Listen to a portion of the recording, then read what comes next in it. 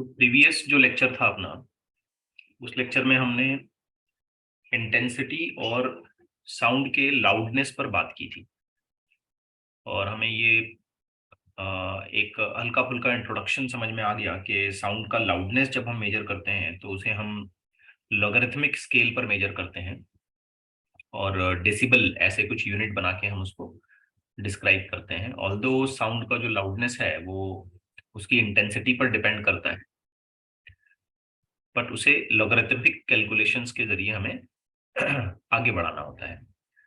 So in today's class we will be discussing with some very important numericals जो sound की general intensity calculation, pressure amplitude के calculation और more importantly loudness से related calculations पर base करते हैं। तो हर एक क्वेश्चन को काफी केयरफुली सुनना, जहां नेसेसरी होगा मैं डिटेल्ड एलॉबरेशन दूंगा और जहां जरूरी होगा मैं फॉर्मूला बता करके आपको सब्स्टिट्यूशन और आंसर्स डिस्क्राइब कर दूंगा। So let's start with this particular question. इसमें हमसे ये कह रहा है कि measurement of sound waves show that the maximum pressure variations in the loudest sound that ear can tolerate without a pain is of the order of 30 pascal। तो ज्यादा से ज्यादा जो हम प्रेशर झेल सकते हैं हमारे ईयर्स पर वो 30 पास्कल है। तो we can simply say that कि ये पी नॉट है, pressure amplitude, that is 30 pascal, pascal newton per metre square.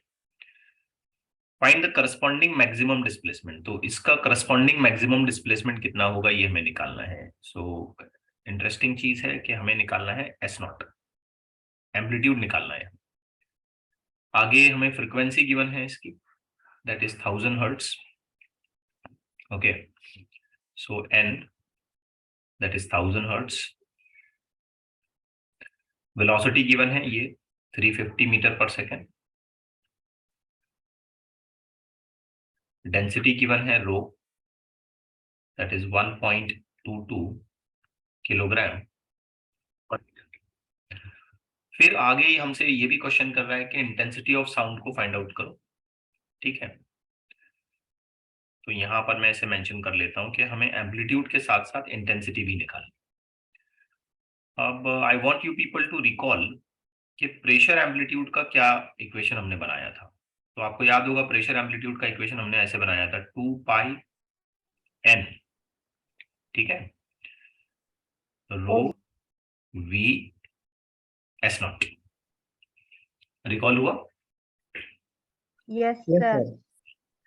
अब इस पूरी इक्वेशन को देखिए आप ध्यान से, तो इस पूरी इक्वेशन में सिर्फ एक ही पैरामीटर ऐसा है जो कि अननोन है और वो है एस नॉट। तो you just need to modify this formula, that is s naught is equal to p naught divided by 2 pi n rho n p. अब फर्दर पार्ट में आपके ऊपर छोड़ देता हूँ कि आप इसका सब्स्टिट्यूशन करेंगे। यहाँ पे ये रो वी पी नॉट एन ये सारी चीजें आप यहाँ पे सब्स्टिट्यूट करेंगे। And if you do the calculation, I have just sorted it out, तो मैंने इसे सॉर्ट आउट कर दिया है। तो इसका आंसर आता है around 1.1।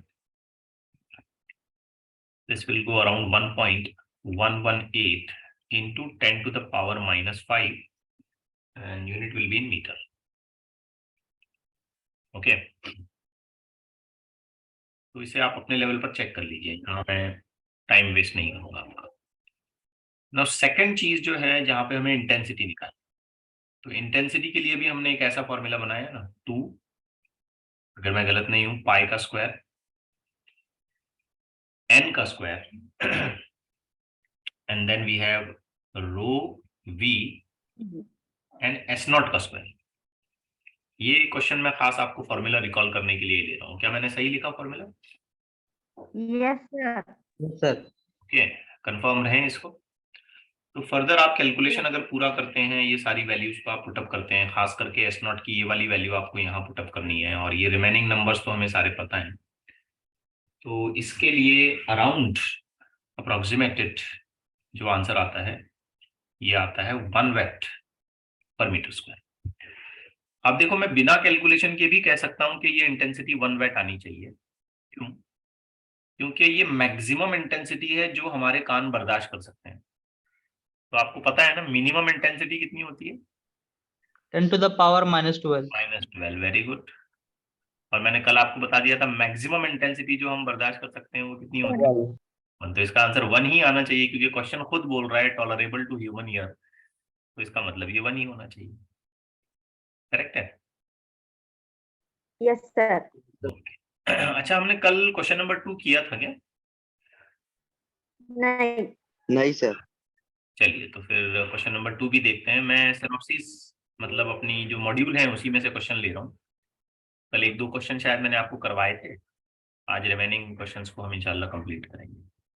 Let's see this particular question. For a person with normal hearing, the faintest मतलब जो सबसे हल्का, सबसे कम इंटेंसिटी का जो साउंड आ सकता है वो 400 हर्ट्ज का है। तो यहाँ फ्रिक्वेंसी दे दी इसने 400 हर्ट्ज, और उसका जो एम्पलीट्यूड है, इसे नोट करिए, वो है 6 × 10⁻⁻5 पास्कल। अब यूनिट से हमें ये समझ में आएगा कि ये एम्पलीट्यूड प्रेशर का है। तो प्रेशर एम्पलीट्यूड आया 6 × 10⁻⁻5 पास्कल। पास्कल का मतलब होता है न्यूटन पर मीटर स्क्वायर। तो अब ये हमसे पूछ रहा है कि इसकी करस्पॉन्डिंग इंटेंसिटी कितनी होगी, और फर्दर हमसे ये कह रहा है कि अगर वेलोसिटी इसकी 344 मीटर पर सेकेंड है और डेंसिटी जो है ये 1.2 किलोग्राम पर मीटर क्यूब है, सॉरी पर मीटर स्क्वायर, हाँ मीटर क्यूब होना चाहिए ये, तो पर मीटर क्यूब अगर है तो इसकी करस्पॉन्डिंग इंटेंसिटी निकालिए। So again you just have to use the similar formula, कोई खास बात नहीं, आपको इंटेंसिटी का ये फॉर्मूला इस्तेमाल कर लेना चाहिए। ओके, बट यहाँ पे हम लोग एक चीज में आके अटक जाते हैं कि हमारे पास S0 नहीं है। तो I would rather suggest to use a formula in this case as I is equal to intensity is equal to half T0 का स्क्वायर रो V। ऐसा भी एक फॉर्मूला बनाया था हमने, याद करो। Yes sir. We have also derived such kind of formula। तो हम इसकी इंटेंसिटी अगर फिगर आउट करते हैं यहां से, तो हमारे पास P0 है, रो है, V है, ये सारा कुछ अगर हम कैलकुलेट करते हैं और अगर आप क्रॉस चेक करेंगे तो I have just developed an answer for this. It is 4.3 × 10⁻⁻12। 4.3 × 10⁻⁻12 watt per meter square। This is an expected answer। Okay, now इसी क्वेश्चन में मैं बात को थोड़ा आगे बढ़ाना चाहता हूं कि चलो भाई इसका लाउडनेस भी निकालते हैं। अब इंटेंसिटी तो आ गई, तो चलो लाउडनेस निकालते हैं। तो आपको याद होगा लाउडनेस हम लोग निकालते हैं बीटा से, और वो कुछ आएगा ऐसे 10 log intensity divided by minimum possible. So this will work out as beta is equal to 10, ये हो गया log। गिवन इंटेंसिटी हमने अभी अभी कैलकुलेट कर ली 4.3 × 10⁻⁻12, और मिनिमम इंटेंसिटी हम सब जानते हैं 10⁻⁻12। तो यहां से ये फैक्टर कैंसल आउट हो गया। What is remaining now? So this will be beta is equal to 10 log 4.3। आपको अब log ऑफ 4.3 देखना है, कितना है log 4.3? 335. 0.63, ठीक है ना? 63 और आगे 35. 6335, 6335 10 से मल्टीप्लाई करिए, so beta will be equal to 6.335। अब मैं इसको अगर राउंड ऑफ कर लेता हूँ और फाइनली एक आंसर बनाता हूँ तो मैं लिख सकता हूँ 0.3 डेसिबल। ये हो गया आपका आंसर। समझे? Yes, sir. यहाँ से मैंने इसको राउंड ऑफ किया, ये 3 से आगे ड्रॉप कर दिया, तो 6.3 डेसिबल। तो कैलकुलेशन का एक ट्रिक भी हमको यहाँ समझ आ गया कि हमें इसे कैसे सॉर्ट आउट करना है।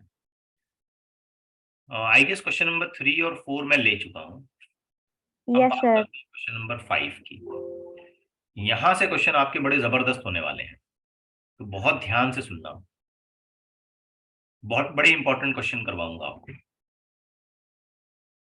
इसमें कह रहा है कि एक बर्ड है which is just suppose to be singing on a tree, and a man is hearing at a distance r from the bird Calculate the displacement of the man towards the bird so that the loudness heard by the man increases by 20 decibel.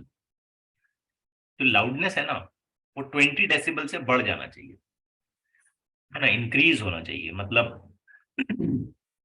आदमी को bird के नजदीक आना चाहिए, दूर जाना चाहिए? नजदीक। नजदीक आना चाहिए, ऑब्वियस बात है। तो एक छोटा सा डिस्क्रिप्शन मैं यहाँ पे बना देता हूँ। मान लें ये बर्ड है लाइक दिस, ठीक है,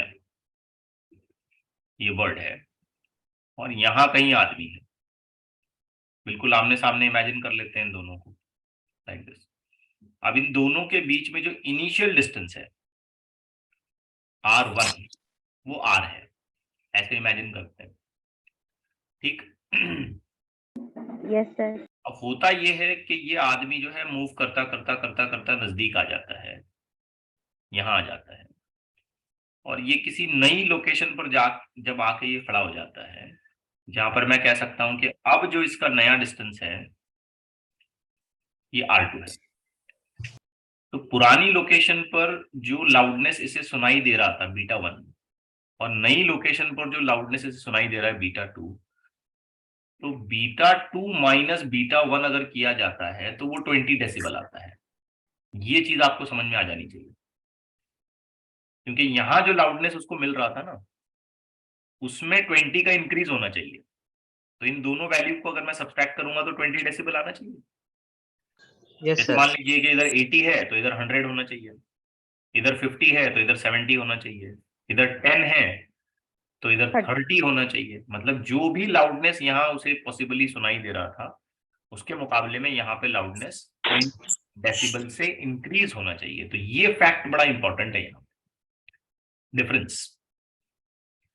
अब मुझे एक बेसिक बात बताओ बच्चों कि अगर मैं β1 लिखता हूं तो मुझे ऐसे लिखना पड़ेगा ना, 10 log जो भी इंटेंसिटी वो वहां सुन पा रहा था डिवाइडेड बाय I0। मतलब यहाँ जो भी उसके पास इंटेंसिटी आई होगी I1, और यहाँ जो इंटेंसिटी आई होगी वो I2 होगी। और इसी टर्मिनोलॉजी को अगर मैं β2 के लिए लिखता हूं तो मुझे क्या लिखना पड़ेगा, 10 log जो भी इंटेंसिटी का साउंड वहां तक पहुंच रहा था divided by minimum intensity I2। समझे बच्चों आप? Yes sir. Yes sir. तो एक सिंपल सा अप्रोच करिए, β2 माइनस β1 करिए। तो 10 फैक्टर तो कॉमन ले लोगे आप, जब आपने माइनस किया तो यहाँ भी 10 है यहाँ भी 10 है, तो कॉमन ले लोगे आप। Yes sir. और रिलेशन ऐसी लगेगी, लॉग में I1 divided by I2 I0 minus, I2 ये लॉग में ही होगा, या 10 लॉग ऐसे फैक्टर कॉमन ले लो तुम, कोई प्रॉब्लम नहीं है। 10 लॉग इस फैक्टर को अगर आप कॉमन ले लो तो और ज्यादा आसानी से आपको ये चीज समझ में आ जाएगी। हो सकता है मैं मैथमेटिकली थोड़ा सा इसमें मिस्टेक कर जाऊं, बट कंडीशन सिंप्लीफाई हो जाएगी। तो तुमने 10 लॉग फैक्टर कॉमन ले लिया और आप ऐसे लिख पाओगे I1 by I0, I2 by I0 and then again minus में I1 by I0। करेक्ट है? Yes sir. अब मुझे एक बात बताओ कि लॉग में अगर कोई चीज माइनस हो रही है डिवाइड। तो हो क्या रही है, Divide. डिवाइड हो रही है ना। आप चाहो तो इसको बड़ा करके यहाँ भी लॉग ऐसे लिखो, सही तो यही होगा। चलिए वैसे ही कर लेते हैं, ये यहाँ भी लॉग लगा लेते हैं और यहाँ भी लॉग लगा लेते हैं। ये यहाँ पर भी आइडियली देखा जाए तो ऐसे आना चाहिए, log of I2 by I1, ये ऐसे होना चाहिए। I1 by sorry for that, it should be I1 by I0। ठीक है, तो I was on a point कि अगर लॉग फैक्टर्स में मैं ऐसे माइनस कर रहा हूं तो इसका मतलब क्या है, डिवाइड कर लेने चाहिए। ओके, तो अगर ये दोनों फैक्टर्स डिवाइड होने वाले हैं तो इसका सिंपल सा मतलब ये निकलेगा ना, β2 माइनस β1 इज इक्वल टू, ये 10 कर दिया, ये लॉग कर दिया। आप ध्यान से देखिए क्या क्या डिवाइड होगा, I2 by I0 divided by I1 by I0। Correct है? I0 cancel. अब सिंपली यहां से क्या होगा, ये I0 फैक्टर कैंसिल आउट हो जाएगा और मुझे क्या मिलेगा, β2 minus β1 is equal to 10 times of log I2 by I1। I2 by I1। तो ये बड़ा काम का इक्वेशन मिला मुझे यहाँ, बड़ा काम का इक्वेशन। Okay, Yes, sir. अब इसे मुझे याद रखना चाहिए एक्चुअली, कि जब कभी भी ऐसी सिचुएशन आती है जहां पे हम दो अलग अलग इंटेंसिटीज को कंपेयर करते हैं, तो डिफरेंस ऑफ लाउडनेस ऐसे लिखा जाएगा। अब सोचिए अगर ये वाली इक्वेशन में β1 माइनस β2 बनाता तो यहाँ क्या आता? I1 by I2. I1 upon ये I2. याद रखना, इसे भी याद रखना कि अगर मैंने β1 माइनस β2 बनाया तो ये I1 बाय I2 आ जाएगा। तो हम इसे सॉर्ट आउट कर लेते हैं बाद में। फिलहाल अगर मैं आपसे ये सवाल करूं कि इंटेंसिटी और डिस्टेंस में क्या रिलेशन, Inverse. आंसर है इनवर्स स्क्वायर। यही रिलेशन है, हम सब जानते हैं। ठीक है, थोड़ा सा स्लो स्लो चल रहा हूं मैं। तो इसका सीधा सा मतलब ये हुआ ना बच्चों कि I1 के लिए प्रोपोर्शनैलिटी आ जाएगी 1/R1 का स्क्वायर, और I2 के लिए प्रोपोर्शनैलिटी आ जाएगी 1/R2 का square. Correct? Yes, sir. Yes. अब थोड़ा दिमाग चलाओ, β2 माइनस β1 इज इक्वल टू, ये हो गया 10 लॉग, अगर आप ध्यान दे रहे हो तो R1 by R2 the whole square. क्या कहते हो? Yes, sir. आपने नोटिस करा 2 का 1 ऊपर क्यों आया? इनवर्स प्रोपोर्शनैलिटी है ना। हाँ. Yes, sir. तो I2 बाई I1 के लिए R1 बाई R2 का स्क्वायर आ जाएगा, और स्क्वायर इसलिए क्योंकि ये दोनों स्क्वायर में है। क्लियर? हाँ, sir. Yes. ओके, अब मुझे बताओ कि ये जो β2 माइनस β1 है, डिफरेंस कितना है? 20 decibel. 20, शाबाश। इस तरफ आया 10, फिर ये हो गया लॉग, फिर ये हो गया R1 बाई R2, और ये रहा इसका स्क्वायर। अब सबसे पहले तो एक काम करो कि ये जीरो काट दो। ठीक? Yes. मैं आपकी अंडरस्टैंडिंग के लिए इस इक्वेशन को फिर एक बार लिखता हूं। 2 is equal to log R1 by R2 का स्क्वायर। अब लॉग हटाओ तो दूसरी तरफ क्या आएगा? 10 to the power 2. Very good, 10 to the power 2। R1 by R2 is equal to, sorry, इसका square is equal to 10 to the power 2। अब इधर की भी पावर 2 हटाओ, इधर की भी पावर 2 हटाओ, दोनों का स्क्वायर रूट खत्म कर दो, मतलब स्क्वायर रूट करके दोनों को खत्म कर दो, तो आंसर क्या आया? R1 is equal to 10 R2. 10 is equal to R1 by R2, यानी कि सिंपली पता चलता है कि R1 is equal to 10 times of R2। ठीक? Yes, sir. Yes. जबकि R1 को तुम R कॉल कर सकते हो। ठीक है, यहां से देखिए, R1 को तुम R कॉल कर सकते हो, तो यहाँ कॉर्नर पर मैं ये कैलकुलेशन कर रहा हूं, तो तुम लिख सकते हो R is equal to 10 times of R2, बराबर? Yes, sir. या आप ऐसे भी लिख सकते हो R2 इज इक्वल टू, इसी इक्वेशन में R2 इज इक्वल टू क्या आएगा? R by 10. By 10. अब मुझे एक बात बताओ कि क्वेश्चन जो हमसे पूछ रहा है वो ये पूछ रहा है कि ऐसी इंटेंसिटी में या लाउडनेस में 20 डेसिबल का इंक्रीज होने के लिए तुम कितना मूव करोगे, ये पूछा है। ये नहीं पूछा है कि ये कितना है और ये कितना है। कैलकुलेट द डिस्प्लेसमेंट, मतलब ये ग्रीन लाइन है ना, कितना ये चलेगा, यही क्वेश्चन है ना। Yes. तो इसका डिस्प्लेसमेंट अगर मैं थोड़ी देर के लिए डेल्टा एक्स कॉल कर लेता हूं, तो क्या आप मुझे बता सकते हैं कि मैं यहाँ डेल्टा एक्स कैसे लिखूंगा? देखिए कॉर्नर पे लिख रहा हूँ, यहाँ ऐसे लिखना पड़ेगा ना। R minus delta. Minus R2. बिल्कुल सही है, शाबाश। R माइनस R2 लिखना पड़ेगा, क्योंकि टोटल जो था वो R था, फाइनली जो है वो R2 है, तो मोशन जो हुआ यहाँ पे वो तो R माइनस R2 है। अब R2 कितना है? R by 10. By 10. 10। तो ये हो जाएगा delta X is equal to R minus R by 10। इसको सॉल्व करेंगे, आंसर आएगा 9R बाई 10। देख लो। Yes, sir. Yes, sir. तो कितना डिस्प्लेसमेंट हुआ, तो आंसर आया 9R बाई 10। ये हमारा आंसर है यहाँ पे। अब ये क्वेश्चन ऐसे सादा सीधा नहीं है, इसमें बहुत सारे कंसेप्ट इन्वॉल्व हैं। ओके, तो एक प्रॉपर अप्रोच में ही इसे कैलकुलेट करना पड़ेगा। That's why I am very slow to explain the idea. Proper approach में जाओगे तो ये आंसर आएगा। अब यहां बातों बातों में हमें एक बड़ा इंपॉर्टेंट फॉर्मूला मिला, ये वाला फॉर्मूला। इसको मैं दोबारा लिखता हूं। ऐसे किसी भी सिचुएशन में अगर मुझे बीटा 2 माइनस बीटा 1 करना है, तो आंसर क्या आया? 10 log I2 upon I1. I2 by I1, ये आंसर आया। या ऐसे किसी भी सिचुएशन में बीटा 2 माइनस बीटा 1 अगर मैं करता हूं तो आंसर ऐसे भी लिखा जाएगा 10 लॉग, अगर मैं गलत नहीं हूं, R1 by R2 का स्क्वायर। Yes, sir. और इसी कैलकुलेशन को अगर ऐसे लिखा जाए बीटा 1 माइनस बीटा 2, तो इसका आंसर आएगा 10 log I1 by I2. I1 divided by I2।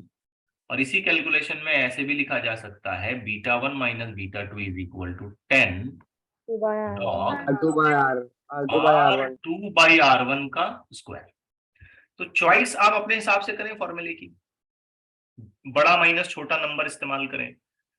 अगर हम नजदीक आ रहे हैं तो बीटा 2 माइनस बीटा 1 का फॉर्मूला इस्तेमाल करें, और अगर हम दूर जा रहे हैं तो बीटा 1 माइनस बीटा 2 का फॉर्मूला इस्तेमाल करें। मतलब इंटेंसिटी इनिशियल बड़ी थी क्या फाइनल बड़ी थी, इसके हिसाब से आंसर निकालें, नेगेटिव नंबर लाने अवॉइड करें।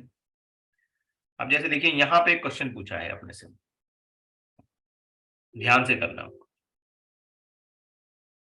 यहां पे क्वेश्चन पूछा है हमसे कि द साउंड लेवल, यानी कि डेसिबल में ही निकालना है, at a point 5 metre away, 5 metre. तो ये बच्चों मैं कह सकता हूं R1 है, और ये कितना है साउंड, 40 डेसिबल है। तो this I will claim as beta 1।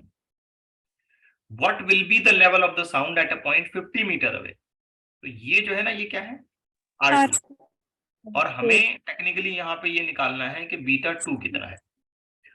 तो जाहिर बात है हम दूर जा रहे हैं ना,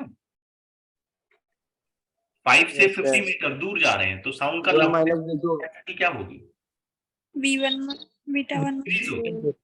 इंटेंसिटी का पहले सोचो ना, क्या होगा उसका लाउडनेस, क्या होगा, दूर जा रहे हैं तो कम होगा। कम होगा, डिक्रीज होगा। तो हमें फॉर्मूला क्या लेना चाहिए, बीटा 1 वाला लेना चाहिए कि बीटा 2 वाला लेना बीटा 1 बीटा 1 चाहिए? और डायरेक्ट डिस्टेंस का इस्तेमाल करो फॉर्मूला, सीधा सीधा डिस्टेंस के फॉर्मूले पे आ जाओ। तो आप लिख लो ऐसे, beta 1 minus beta 2 is equal to, ये हो गया 10, फिर ये आप लगाओ लॉग, यहाँ R2 तो सीधा सीधा 50 है और ये 5 है, और इसका स्क्वायर कर दो। अब बीटा 1 40 है हम जानते हैं, माइनस बीटा 2 को ऐसे ही छोड़ दो, ये हो गया 10 लॉग 50 बाई 5 कितना हुआ, 10, 10 to the power 2। Log 10 to the power 2 कितना हो जाएगा, 20 20, शाबाश। याद है मैंने कल कैलकुलेशन के चारों आपको तरीके बताए थे। Yes, sir. Yes. ये पहला मेथड है, इसमें हमें क्या करना है कि ये 2 जो है सीधा ये 10 को मल्टीप्लाई करना है, log 10 1 हो जाएगा, खत्म, छोड़ देना है।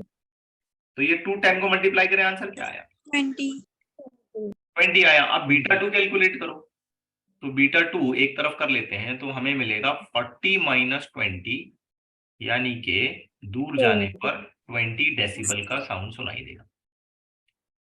अब आपने नोटिस किया 10 टाइम्स डिस्टेंस हमने बढ़ाया, डिस्टेंस को है ना हमने 10 टाइम्स बढ़ाया, 5 मीटर का 50 मीटर किया, और इंटेंसिटी खाली आधी हुई, इंटेंसिटी कह लो या लाउडनेस कह लो, हाफ हुई। तो ये लॉगरिथमिक स्केल का कमाल है, समझ रहे हो बात को? यहां जो कैलकुलेशन होंगे ये पूरे लॉगरिथमिक स्केल के रेफरेंस पर बनेंगे। अब इस क्वेश्चन को देखें जरा ध्यान से, if the intensity of sound is doubled, अगर हमने साउंड की इंटेंसिटी को डबल किया, मतलब आपके अंदाजे के लिए अगर मैं कहूं कि पहली इंटेंसिटी I है तो दूसरी इंटेंसिटी 2I है, ऐसे मानना है। तो ये कह रहा है कि साउंड की इंटेंसिटी में कितना इंक्रीज होगा, है ना, उसके लेवल में, डेसिबल लेवल में कितना इंक्रीज होगा। तो सिंपल बात है, मैं बढ़ा रहा हूं ना, बढ़ा रहा हूं कि घटा रहा हूं, बढ़ा रहा हूं। तो बच्चों अगर मैं बढ़ा रहा हूं तो फाइनल वैल्यू यानी कि सेकंड वैल्यू बीटा 2 ये ज्यादा होगी। Yes. तो मुझे ऐसा फॉर्मूला इस्तेमाल करना चाहिए, बीटा 2 माइनस बीटा 1। Yes. तो क्या लिखूं मैं फॉर्मूले में, B2 minus beta minus 2 minus beta 1 is equal to 10 of log 7. I2 divided by I1। अब पता है कि ये जो डिफरेंस वैल्यू होती है ना, डिफरेंस, इसको डायरेक्ट तुम चेंज वैल्यू भी कह सकते हो, increased value, changed value, decreased value, ऐसे भी कह सकते हो। तो सीधे सीधे इसको तुम डेल्टा बीटा भी बोलो तो कोई प्रॉब्लम नहीं है। अगर आप उसको सीधे सीधे डेल्टा बीटा बोलोगे ना तो भी कोई प्रॉब्लम नहीं है, you can just manage it. Now with this scenario अगर आप कैलकुलेशन पूरा करोगे, सो चेंज या increase delta beta is equal to 10, ये हो गया बेटा लॉग, ये आएगा 2i divided by i। What is expected? ये i और ये i कट गया है ना, 20. Delta beta is equal to 10 log 2, log 2, इधर Yes, सिर्फ sir. 2 बचा। Yes, sir. अब मुझे बताओ log of 2 होता कितना है? 0.3. वेरी गुड, log of 2 होता है 0.3। मल्टीप्लीकेशन पूरा करें तो आगे क्या आया? 3 डेसिबल। अब मैं क्या कहता हूं कि ये जो रिजल्ट हमें मिला ना, ये स्टैंडर्ड रिजल्ट है, इट्स एन स्टैंडर्ड रिजल्ट। किस हिसाब से स्टैंडर्ड है? Intensity double. इंटेंसिटी को डबल किया जाएगा तो साउंड की जो लाउडनेस है उसमें सिर्फ 3 डेसिबल का चेंज आएगा।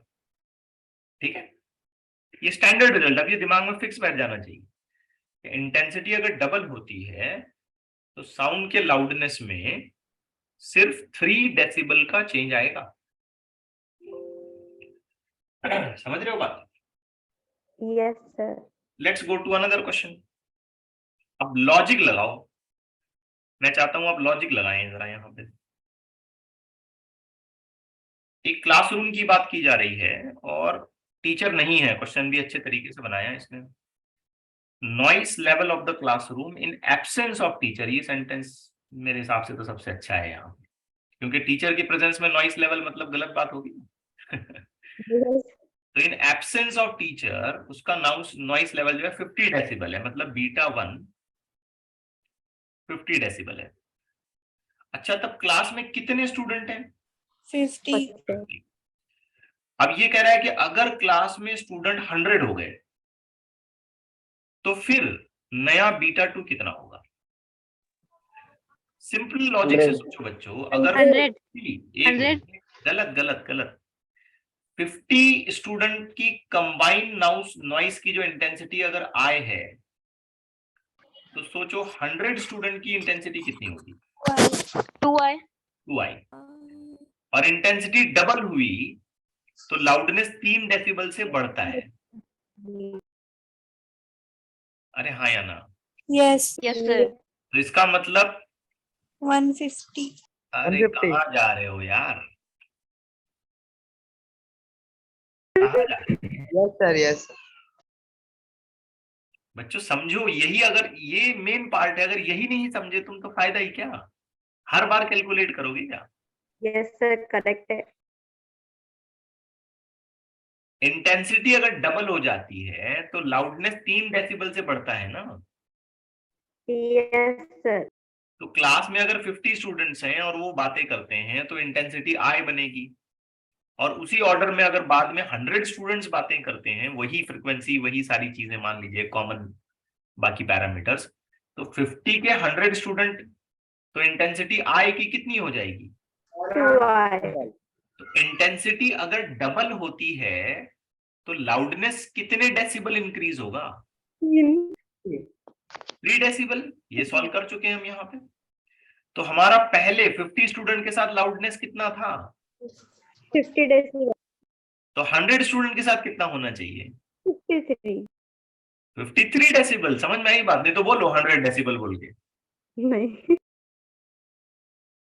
अरे सॉल्व करूं क्या, आ गया समझ में? समझा आ गया सर. सर, आ गया. समझा. ओके,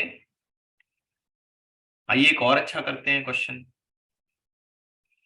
इसी तरीके का है, लॉजिक पर है क्वेश्चन पूरा का पूरा।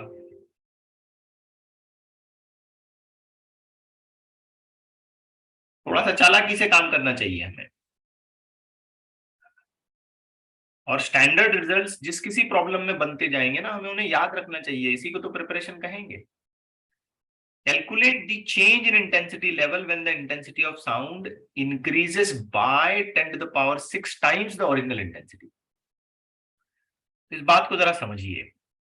ओरिजिनल इंटेंसिटी I1 है मान लीजिए, और मैं इसे नाम दे देता हूं I, और जो नई इंटेंसिटी है I2 वो है 10 to the power 6 times of I. Increases by 10 to the power 6 times the original intensity. समझा? Yes, sir. अब मुझे फॉर्मूला बताइए. Change in the intensity, loudness, 10 log log I2 by I1. I2 divided by I1. समझे नहीं समझे? Yes, sir. Yes, sir. Okay, क्योंकि obvious बात है, सेकंड केस में इंटेंसिटी बढ़ रही है तो लाउडनेस बढ़ जाएगा, तो I2 by I1. बहुत आसान है. So this will become 10. Just continue it. Log 10 to the power 6I divided by I. अब बेटा यहाँ से I फैक्टर तो कैंसिल आउट हो गया. हाँ. 60 answer क्या is मिला? 60. Change of intensity is equal to 10 log 10 to the power 6. 60. 10 to the power 6 क्या हो जाएगा log के हिसाब से? 60 डेसिबल. अब ये भी एक स्टैंडर्ड रिजल्ट है कि इंटेंसिटी इस प्रोपोर्शन में अगर बढ़ाई जाती है तो 60 डेसिबल बढ़ेगा. Yes, sir. समझ रहे हो ना बात? Yes, sir. Yes, sir. आइए अब थोड़ा और कैलकुलेशन करते हैं, थोड़े और अच्छे लेवल के क्वेश्चन देखते हैं. जैसे अब यहां बताइए, आप देखें आप कितनी चालाकी से बता पाते हैं इसे.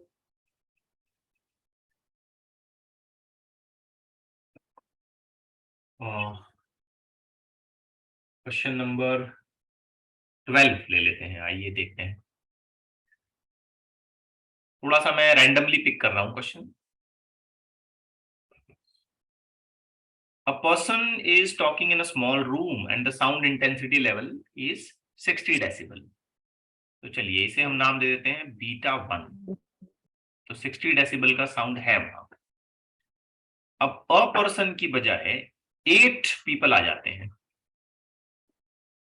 तो ये मानते हैं कि ये जो लाउडनेस है इसके लिए इंटेंसिटी है I. जस्ट इमेजिन करो. ठीक है. अब हमें निकालना है कि नया इंटेंसिटी का लेवल कितना होगा, लेकिन 8 लोग आ गए बेटा.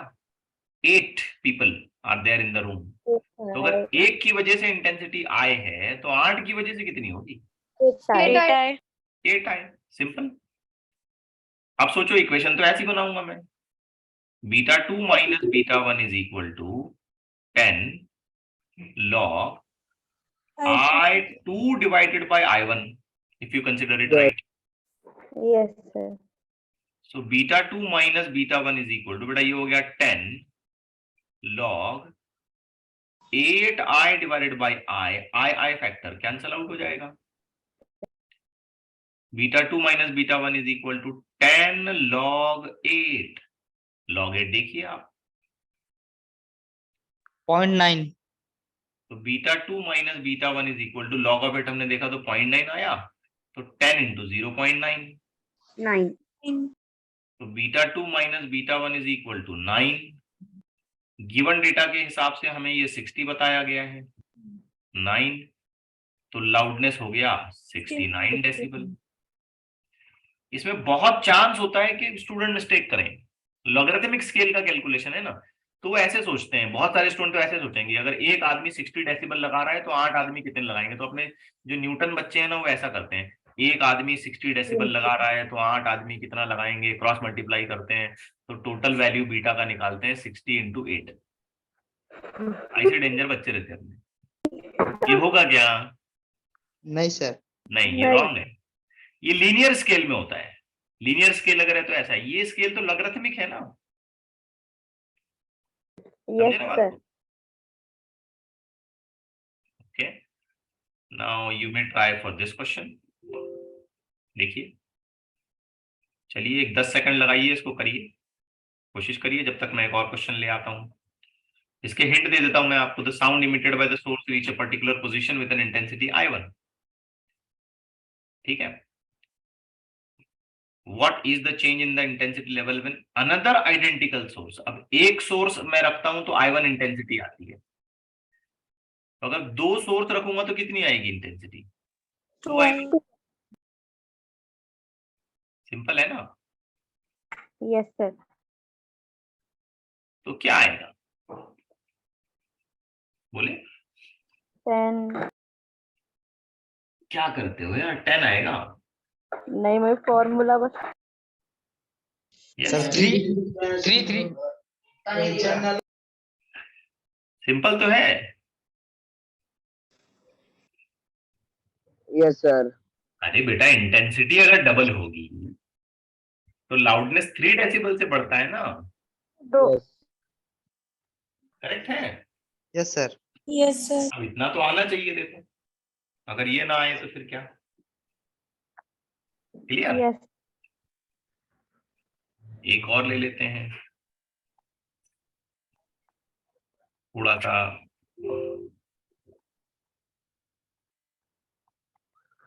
ये समझा सबको? क्वेश्चन 13 कैसा था? Yes, sir. Yes. Okay, a point source of sound emits a constant power with intensity inversely proportional to the square of the distance from the source. अच्छी बात है। By how many decibel the sound intensity will drop if you move from point P1 to P2? Distance of P2 from the source is double the distance of P1. मतलब देखो, अगर ये source है, इसके सामने एक पहला पॉइंट है P1 और इसके बाद और डबल डिस्टेंस पे एक पॉइंट है P2, मतलब ये डिस्टेंस गिनूंगा तो R है और यहां से लेकर के यहां तक का टोटल डिस्टेंस गिनूंगा ना तो 2R है। हो सकता है इस जगह पर जो इंटेंसिटी मुझे सुनाई दे वो β1 है और इस जगह पर जो इंटेंसिटी या लाउडनेस मुझे सुनाई दे वो β2 है। तो कौन बड़ा, β1 या β2? Beta 2. Beta 1. Beta 2. β1। क्या One करता word. है? Beta 2. 1 बड़ा होगा, नजदीक है। Yes, sir. Yes. अरे बेटा, बहुत आसानी से सॉल्व हो जाता है प्रॉब्लम, थोड़ा लॉजिक तो लगाओ आप। तो इक्वेशन क्या बननी चाहिए? Beta 1 minus Beta beta 1 minus beta 2. 10। हाँ बोलो। 10 log log I1 by R2 minus आई, 1. चलो आई पहले लिख लेते हैं, बाय I2।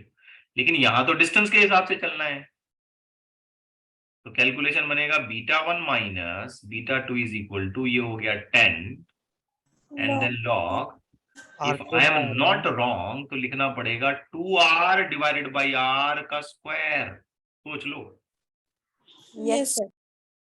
समझ लो बात। Yes sir. ठीक, so this R and R will get cancelled, this 2 का स्क्वायर will become 4। 4. अब ये β2 माइनस β1 ये जो भी है इसको डेल्टा बीटा बोल देता हूं, चेंज। सो 10 log 4, log 4 देखिए कितना है? 0.5. 0.5 है क्या 6 है?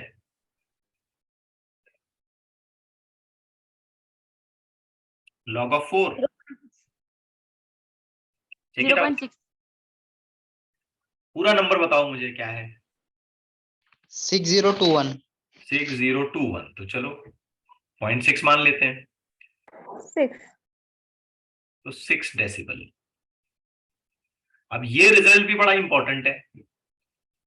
डिस्टेंस अगर मैं डबल करता हूं या हाफ करता हूं तो 6 डेसिबल का चेंज आएगा। इंटेंसिटी डबल या हाफ करता हूं तो 3 डेसिबल का चेंज आएगा। याद रखना चाहिए बातें ये। Yes sir. Yes, sir. ठीक है, एक और देखते हैं, थोड़ा सा डिफरेंट अप्रोच का क्वेश्चन है, but let me try.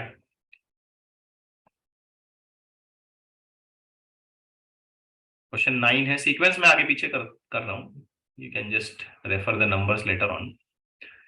When we heard independent two sound waves producing the sensation of 60 decibel and 55 decibel, मतलब इन दोनों की अपनी अलग अलग कहानी है।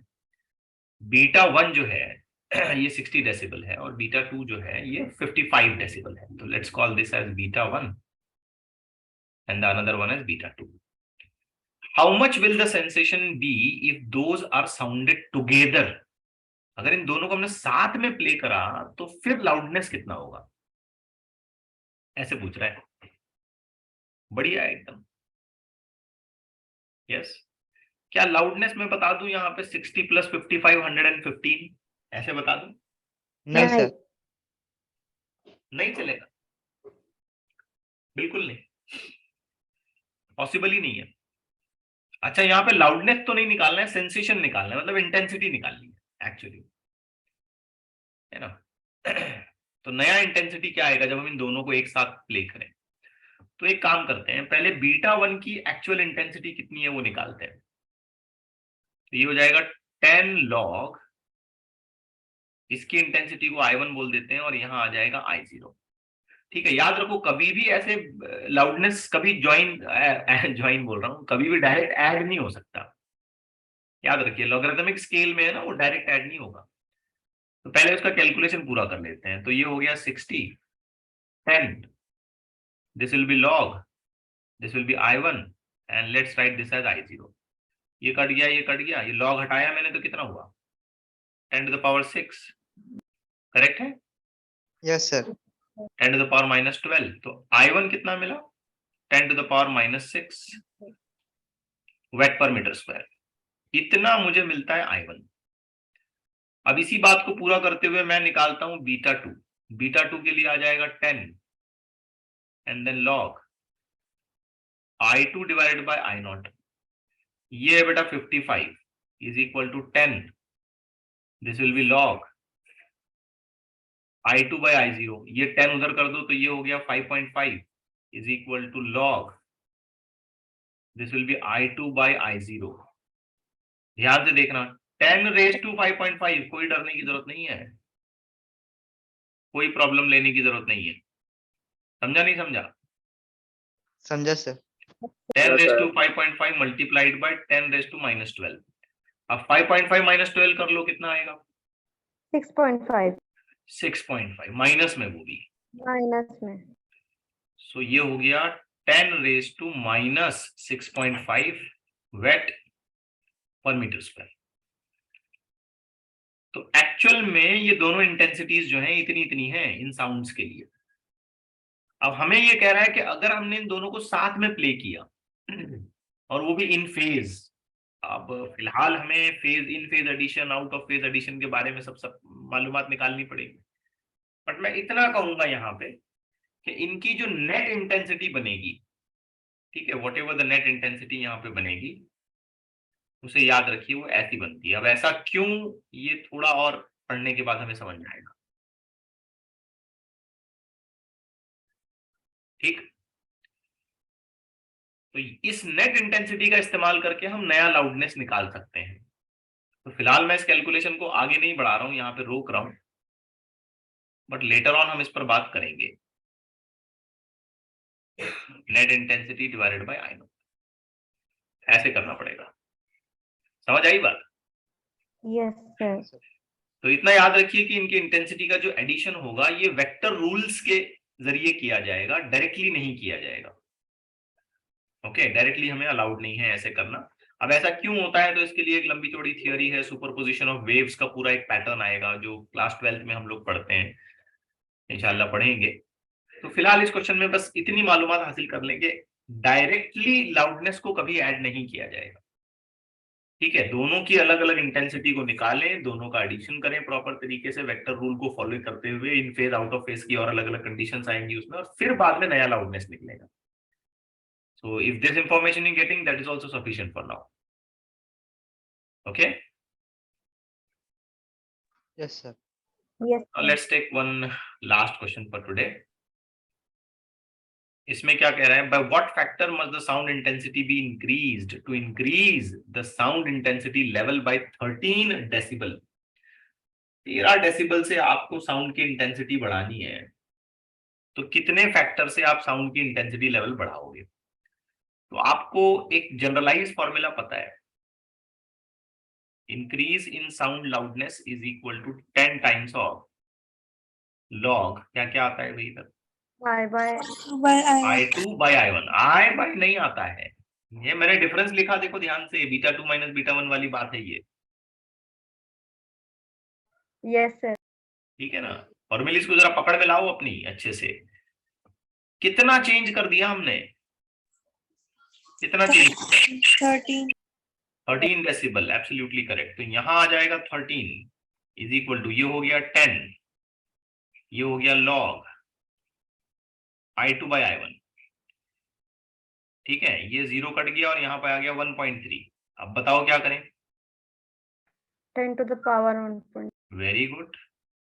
तो ये हो गया I2 by I1 is equal to 10 to the power 1.3। समझ रहे हो? Yes, sir. Yes, sir. अब एक बात याद रखो, 10 to the power 1.3 जब हम कैलकुलेट करेंगे तो ये होगा नियर अबाउट 20। अब ये याद रखना पड़ेगा,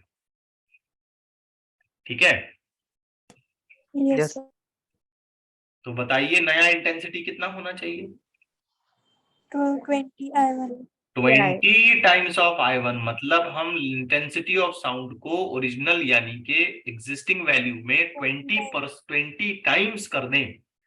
ठीक है, डबल या ट्रिपल नहीं, 20 टाइम्स कर दें, तब जाकर के उसकी जो इंटेंसिटी लेवल है वो 13 डेसिबल से बढ़ेगी। Okay, so these are some calculations which we need to understand कि कैसे किए जाते हैं। तो इस पूरे लेक्चर में हमने साउंड की इंटेंसिटी लेवल पर कुछ कैलकुलेशंस किए, जनरल कैलकुलेशंस भी कुछ किए एक दो प्रॉब्लम में, जहां पे हम डायरेक्ट इंटेंसिटी कैलकुलेट कर रहे थे या प्रेशर एम्पलीट्यूड और डिस्प्लेसमेंट एम्पलीट्यूड पर बात कर रहे थे, और फाइनली हमारा ज्यादा इंटरेस्ट साउंड के लाउडनेस को समझने पर था। ठीक, Yes, sir. तो फिर रुक जाते हैं यहाँ पे।